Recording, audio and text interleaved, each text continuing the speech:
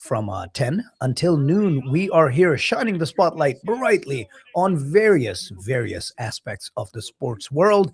Had a wonderful conversation with Rahul on cricket. And now to discuss, as you can hear, yes, that was LeBron, that was the NBA. To discuss other things from the sports world, my good friend and a wonderful sports brain, the brain, Manny from Kansas City. Manny, how does it feel to be referred to as the brain? I've been told worse, so that's not bad. All right. Well, welcome. I hope your week's been great. And by the way, hey, happy belated birthday. It's belated by a day. Yesterday was the big day. So congratulations on one more trip around the sun. Thank you. I appreciate that. I'm feeling a little older, but nonetheless a little wiser as well. That's what it's all about, man.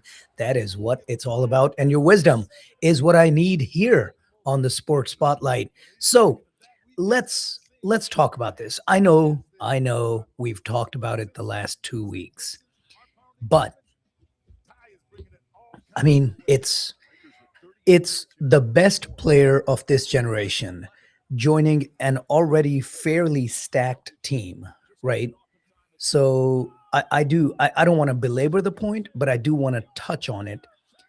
Is Philadelphia at this point, the Philadelphia 76ers, again, in case, Manny, you and I have been in the real world, but in case any of our listeners have been living on Mars or beyond, Elon Musk, um, maybe they don't know. Maybe they don't know that LeBron James packed up his talents and decided to take them to the city of brotherly love, the original Liberty City, home of the Liberty Bell. Yes, all that.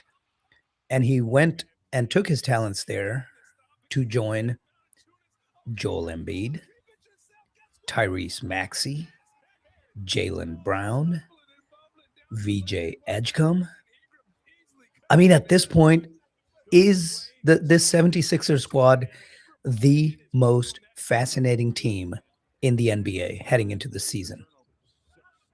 Oh yeah, I mean by far easily. I think they were perennially in the conference hunt with the Eastern Conference with the Boston Celtics, and I think that's been a hurdle for them last few seasons. But getting Jalen Brown and LeBron, and I think they were making a play for Kevin Love. I don't know if he signed. I think he's still with Utah, but he's interested in joining the 58-year Sixers. old Kevin Love? Yeah, they're talking about it. I think they haven't signed him yet, but there was talks. I saw some articles. But no, just even if they don't get Kevin Love, just the fact that getting LeBron with his, what was he averaging? Double 20, figures, 20, 26 points yeah, and 20, 12 25. rebounds or so. No, not 12, 25, 5, 25, 6 and 6, something like that. But yeah, 6 and 6, okay. I mean, Yeah, look, I mean, just, and the fact that I've heard that they're going to put him in the point guard position, which is something he did the year that they won with Lakers. yeah. That'll really make it a lot easier to get the ball over to Tyrese and Joel Embiid and everyone else, including Jalen Brown. So no, I think that's definitely the analysts are saying certainly you got the Knicks and then you got the 76ers. Those are the ones that everyone predicts. And on the other side, we've got San Antonio and OKC. So Yeah. those are the four teams to watch. Certainly, I think the 76ers have a very good shot at making the finals. All right.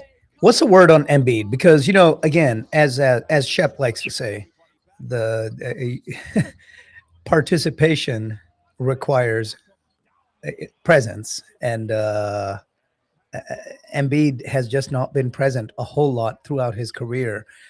Is he all healed up from the various? I think he had two or three different nagging injuries last season. Is he all healed up? Is he motivated? Is he seeing the opportunity that is in front of him? Oh yeah, no, I think he's extra motivated. He's certainly seeing this is giving him his best shot at getting that ring. And yeah, you're absolutely right. The guy has had so many injury issues throughout his career, but when he's healthy, he's definitely a very formidable player with the defensive, ring that he protects with his height.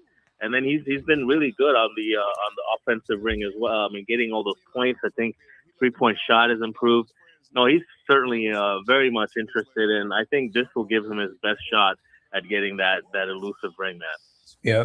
Look, he seems like a nice dude, is a good player, and you almost, I think this, one of the things we don't necessarily appreciate, especially as just fans, is the health that some of these superstars that can be blessed with, where they can, Michael Jordan, he got injured one season. Other than that, he was always there. Kobe Bryant, he missed extended time in a couple of seasons, but still, by and large, a healthy individual, right? And we don't necessarily appreciate how fortunate those stars are who don't end up with these nagging injuries just over and over. And it's unfair, right? It's unfair to label Embiid as injury prone, because if you look at each one individually, it's just an unfortunate, series of events that lead to the injury. But doesn't matter, because if you're injured every year after 7 years in the league, yeah, you're gonna get labeled as injury prone, because if you're not there to provide, it doesn't matter how good a player you are. If you're not there to provide the output that your team needs, then you're not as valuable as somebody who is constantly present, right? Absolutely. I mean, who do you think is? When I think of Embiid, I also think of Anthony Davis. That's another center that's Yep. constantly been injured and not playing up to his potential that he still has. I mean, the years in front of him. So, Yeah, and look, Embiid is case in point, before you go there, since you mentioned AD, case in point, the year he was healthy. I understand, but people always say it was the bubble, whatever. I mean, you play the cards that you're dealt. Uh, but he stayed healthy and he right. dominated, and they won the championship, right? So that's exactly the case. Like, you can be really good, but when you're present, you can be a high contributor to the team's cause. But if you're not present, it doesn't matter how skilled you are. If you're not healthy, that's going to be a problem.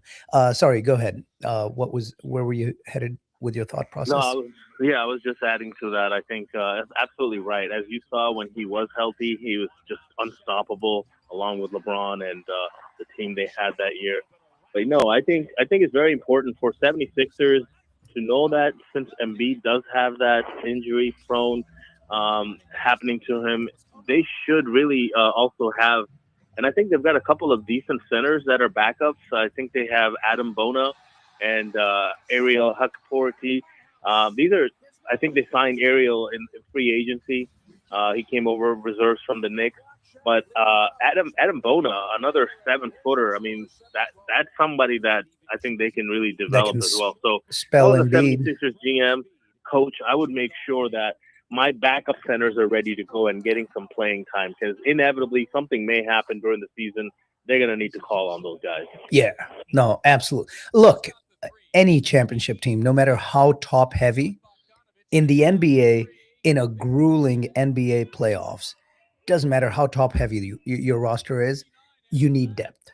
You need depth, because you're going to need those guys to play meaningful minutes in important games down the stretch in, in a playoff run. Absolutely, that's a very very valid point. Hey, so real quick, we've talked about what a great thing this is for the NBA, for LeBron, for the process. I mean, I would be absolutely, look, if it's not the Mavericks, I would be happy for the Sixers to get this championship, just because of the pain of the process that they've gone through for 15 years, Yeah, right?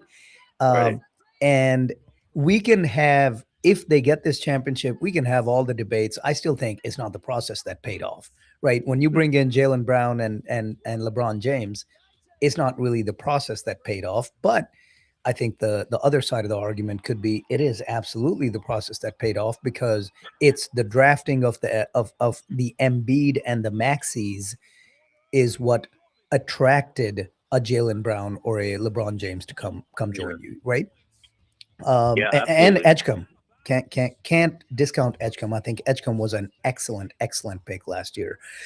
So yes, but here's the thing. So we've talked about all the positives. Our job here at the Sports Spotlight is what? To shine the spotlight on all aspects of sports. So we've talked about the positives. Anyone remember?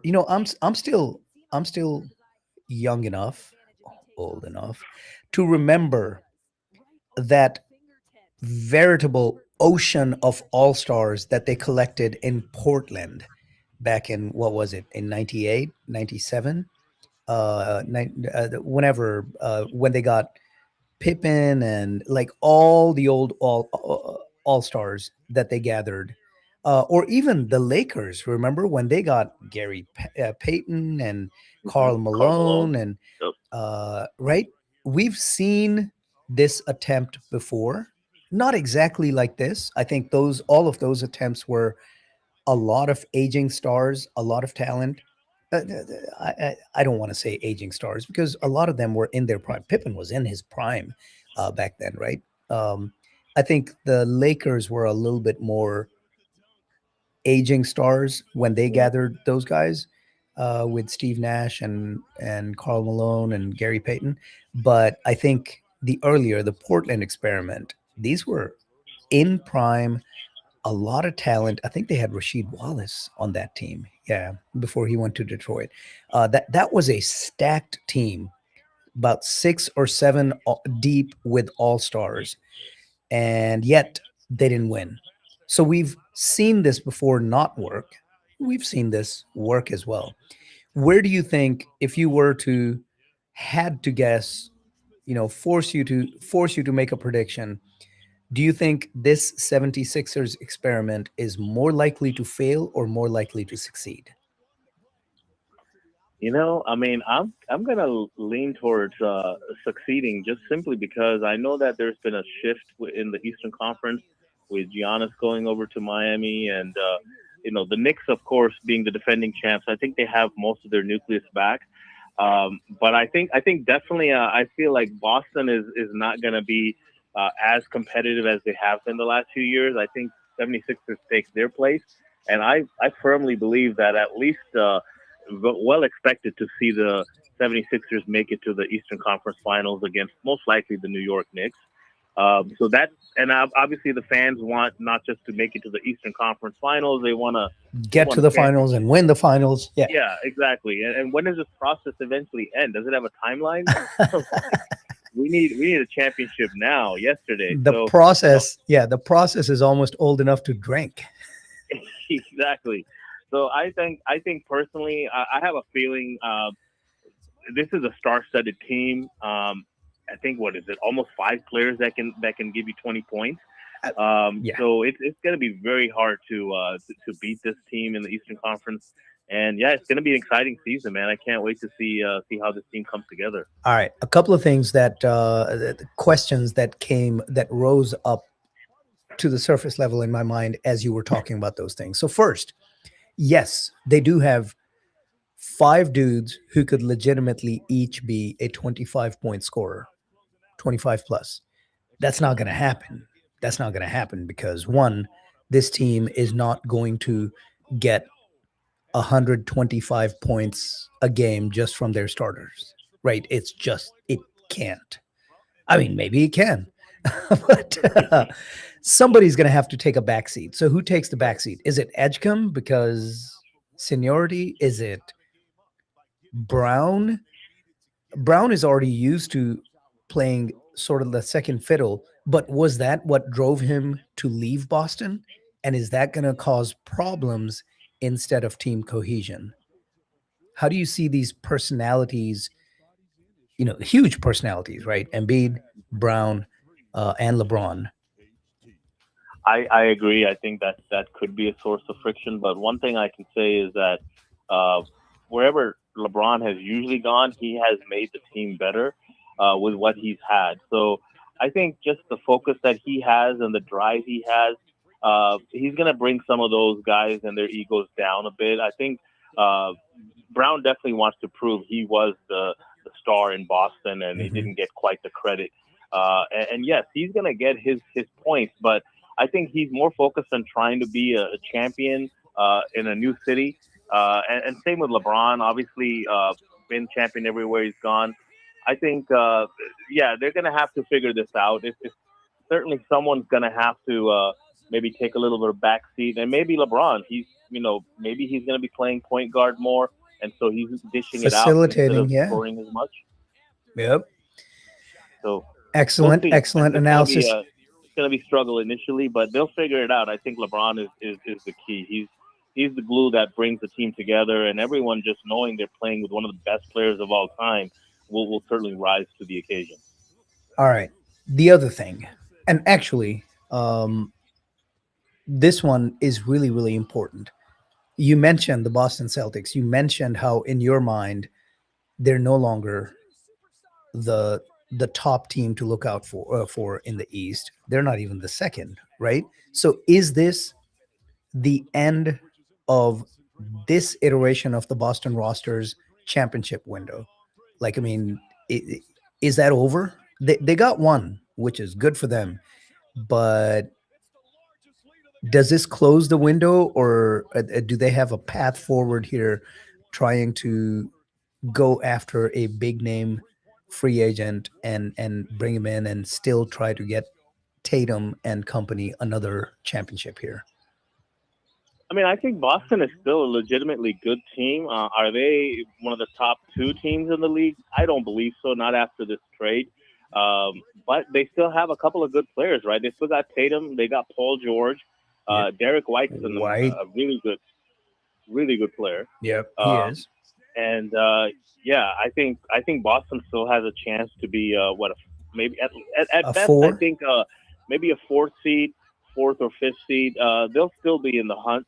They'll be in the playoffs for sure, but I don't see them certainly competing as well against the Knicks or the Sixers. Not without And we'll see what adding. Miami does with adding Giannis to the mix with Bam Adebayo. I mean that team is going to make some noise as well. But I firmly believe it's the Knicks and the 76ers. Until I get proven wrong, they're the ones I'm seeing getting to the Eastern Conference Finals this year. Yep, makes sense. Hey, before we get to the next point, which is a really, really important one, I got to tell our listeners about Zohra Mavani of Mavani Hernandez Law. If you've been injured, your life can change in an instant. You need someone who understands you, your language, your background, and your community. Someone who will stand up for you and fight for what is right.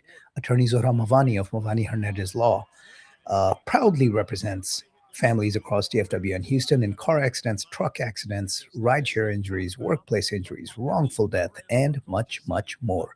With over a decade of experience, Attorney Zohra Mavani believes you are more than just another case, but that you actually deserve a voice. If you've been hurt, Attorney Zohra Mavani fights for you. Call now at 469-494-3990 for your free consultation or visit the Voice of Texas, www.mavanihernandezlaw.com. Attorney Zohra Mavani, Texas की आवाज.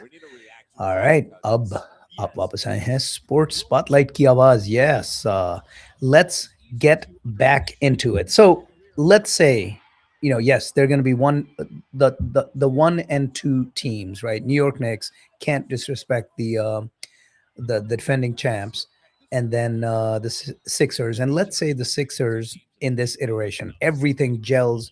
They get over the Eastern Conference hump, beat the Knicks, get to the championship. Do they have a real shot, this roster, of beating the powerhouses of San Antonio or OKC?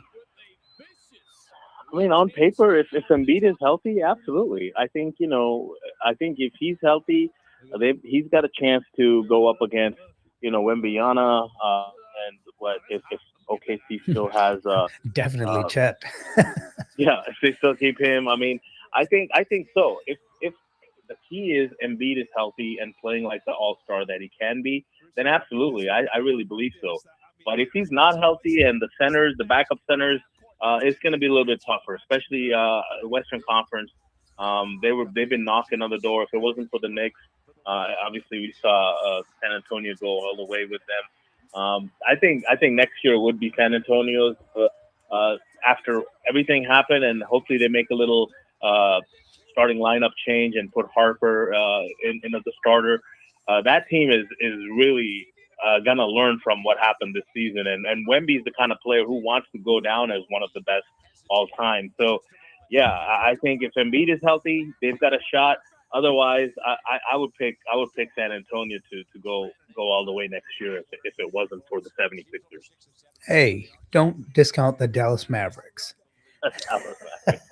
Well, they did have a great draft. I mean, honestly, they still got Kyrie. They've got a couple of great players. With the power forwards you guys have over there. No, Dallas. I think definitely, Morez. I think, yeah. Dallas has a good shot. They had some really good players they picked up. So we'll see how the season goes. But I wouldn't put them in the top two for sure. Maybe not even in the top four. Top six, yes, they may be a 5 or 6 seed and get to the playoffs. But we'll see. Dallas, I think, they had a great draft. So let's see how they gel this season. Look, if I think more than that, what you mean by gelling is how well Kyrie is able to come back from injury. Is he completely back by the beginning of the season? Can And how's he? Cooper? Yeah. Can he be? Well, Cooper, I have very little doubt. The way he progressed, Cooper Flag, the way he progressed from November to May, that trajectory tells me that he's going to come in, not during the season, come in at the beginning of the season, a much better player than where he ended it. And that's a scary notion, right? That's a scary notion for the opposition. Everybody in the West, everybody in the NBA, because what he did, the progression he made during the season was phenomenal from the beginning of the season to the end. And I think he's working hard. All indications are he's working hard. He's improving. He actually, I think they said he actually grew, which, makes sense. 19-year-olds still can grow. So if he comes in taller, bigger, stronger, with a better shot, if there's any addition to the height, then his ability to block and defend is going to be improved. Maybe his agility improves. I mean, like the sky's the limit with this type of a talent. So if he comes in a better player, and Kyrie's all the way back, and Morez Johnson can quickly become a third or a fourth option, and Lively's back as the starting center, if he's healthy. Klay Thompson, you guys got him as well, right? Unless I think there's a lot of talk about moving Klay. Right. I think he wants to go win a championship. He's got a year or two left, right? He wants to win a championship.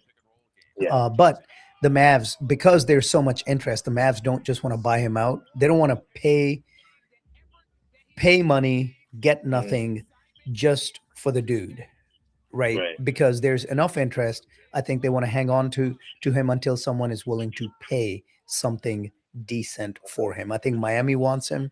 Lakers also. I think the Lakers, the Lakers want him. So we'll see. Somebody's going to have to pay. I think that's where the Mavs are. All right, we're at break time. I'm going to take a break, and we're going to come back. I think there's a quick conversation that needs to happen in the next segment. So let's we'll come back. We'll talk more sports, and we'll swivel the spotlight from the NBA to the king of sports. The NFL is coming, baby.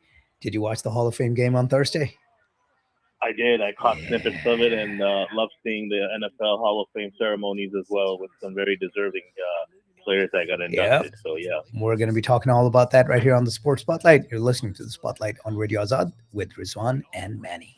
You are listening to Radio Azad on KDXX 107.